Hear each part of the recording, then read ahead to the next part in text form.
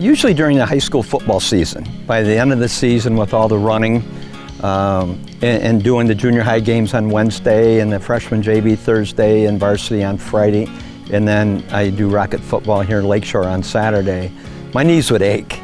And usually within 2 or 3 weeks, you know, the pain would go away. And then one season ended and the pain didn't go away, and it persisted to the point where, you know, I could barely walk. So I had a couple cortisone shots in the meantime and went through another football season and suffered, and went to see Dr. Edwards.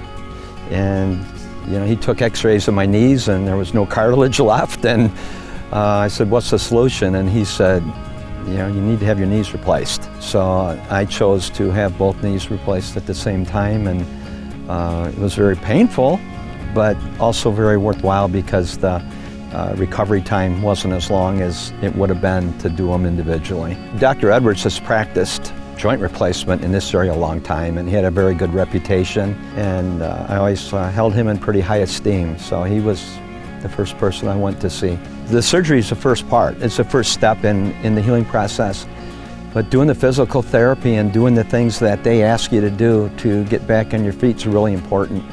I chose the Lakeland rehabilitation team because I knew Dan Tinkey, and I always liked him, had a lot of respect for him, and I wanted to do my physical therapy local and with people I knew and trusted, and I'm really, really pleased the way it turned out. Suffering isn't a good thing, and if you're really suffering and it's at the point where, you know, a knee joint or a hip joint can't be saved, why not have the surgery? Why not have it replaced and then follow the instructions of your doctor and your physical therapy team and get your life back? That was important to me, was not being in pain all the time. I'm back in the game.